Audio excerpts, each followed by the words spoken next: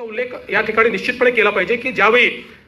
माननीय आमचे एकनाथराव शिंदेजी हे महाराष्ट्राचे मुख्यमंत्री झाले त्यावेळेस आपल्या देशाचे प्रधानमंत्री माननीय नरेंद्र मोदीजी यांनी आम्हाला एक संदेश दिला आणि त्यांनी सांगितलं की तुम्ही पहिलं काम हे करा की मोठ्या प्रमाणात रिक्त पद आहेत या रिक्त पदांची भरती तुम्ही सुरू करा आणि अतिशय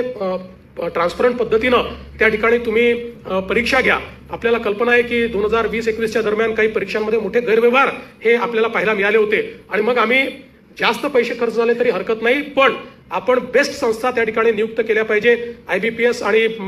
TCS ला आम्ही नियुक्त केलं, त्याच्या माध्यमातून आम्ही परीक्षा घेतल्या आणि जवळपास आपण 1 लाख लोकांना त्या ठिकाणी नियुक्त्या दिल्या आणि सोबत जवळपास 40,000 लोकांची नियुक्ती आपण पोलीसमध्ये देखील त्या ठिकाणी केली। त्यामुळे मोदीजींनी जो आपल्याला संदेश दिला होता की सगळी रिक्त पदं ही भरली गेली पाहिजे त्या दृष्टीने एक चांगलं काम आपल्या शासनामध्ये आपण सातत्याने करतो आहोत। आता याच्या पुढचा आमचा जो टप्पा असणार आहे तो टप्पा हा असणार आहे की मोठ्या प्रमाणात सेवा प्रवेश नियम सुधारायचे आणि ते सुधारल्यानंतर या ठिकाणी त्याच्यावर नियुक्त्या आम्ही देणार आहोत पण त्या देत असताना आता आपल्याला MPSC ची देखील गती वाढवायची आहे। आपल्याला या सगळ्या नियुक्तीची जी काही प्रक्रिया आहे अनेक वेळा प्रक्रिया 2-2 वर्ष त्या ठिकाणी लांबते किंवा फॉर्म भरल्यापासून नियुक्ती होतपर्यंत काही प्रकरणात तर 4-4 वर्ष झालेले आपण बघितलेले आहेत। त्यामुळे अशा प्रकारच्या वेगानं आपण करू शकणार नाही। अर्थात याला कोणाला दोष मी देत नाही कारण इतक्या मोठ्या प्रमाणात मुलं त्या ठिकाणी परीक्षेला बसतात त्याच्यामुळे ते सगळं मॅनेज करणं हे देखील कठीण असतं। अनेक वेळा मुलांच्या आग्रहाखातर काही ना काही होतं, आपल्याला परीक्षा पोस्टपोन कराव्या लागतात। आता परवा पुरामुळे आपण परीक्षा पोस्टपोन केल्या, एकदा परीक्षा पोस्टपोन केल्या की 4-5 महिन्यांनी त्याचा टाइम टेबल जो आहे तो टाइम टेबल पुढे जातो। तथापि या वेगानं झाल्या पाहिजेत अशा प्रकारचा विचार करून आता आम्ही एक आपल्या MPSCच्या संदर्भात देखील त्याला कसं अधिक गतिशील करता येईल आणि त्याच्यामध्ये कशा प्रकारे आपल्याला एक प्रकारे त्याचं हे वाढवता येईल, व्याप्ती वाढवता येईल या दृष्टीने देखील आपण व्ही राधा यांच्या अध्यक्षतेखाली एक कमिटी केलेली आहे। त्यांनी वेगवेगळ्या राज्यांचा अभ्यास करून प्रत्येक राज्याने काय काय व्यवस्था केलेली आहे त्या संदर्भातला सगळा अभ्यास करून मग एक अतिशय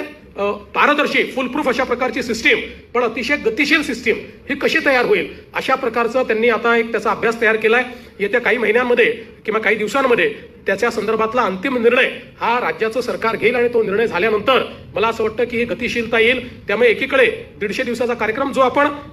त्या ठिकाणी पुराच्या परिस्थितीमुळे 100 दिवस आपण पुढे नेलेला आहे पण तो कार्यक्रम म्हणजे ज्याच्यातनं आपण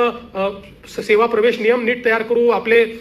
जे काही त्या ठिकाणी बिंदू नामावली आहे त्या सगळ्या तपासून घेऊ म्हणजे एक प्रकारे युद्धाला जाताना सगळी तयारी जी करावी लागते तशी सगळी तयारी करून आणि मग दुसरीकडे आपल्या नियुक्तीची जी सिस्टीम आहे ती अधिक पारदर्शी अशा प्रकारे करून आपण पुढच्या वर्ष जे आहे 2026 हे वर्ष मला असं वाटतं की हे खूप मोठ्या प्रमाणात आपल्या सरकारमध्ये नियुक्तीचं वर्ष असणार आहे। मोठ्या प्रमाणात आपण भरती ही पुढच्या वर्षी ही या ठिकाणी करणार आहोत आणि अतिशय पारदर्शी पद्धतीनं ही सगळी भरती आपण करणार आहोत। मला हे सांगताना एक आपल्या लक्षात आणून द्यायचं आहे की आपण जर बघितलं असेल तर आमच्या सरकारमध्ये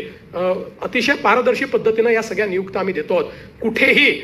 पेपर लीक होणे किंवा अशा कुठल्याही पद्धती आम्ही होऊ देत नाहीत। कुठेही कोणीतरी त्याला हायजॅक करताय, मग कोणी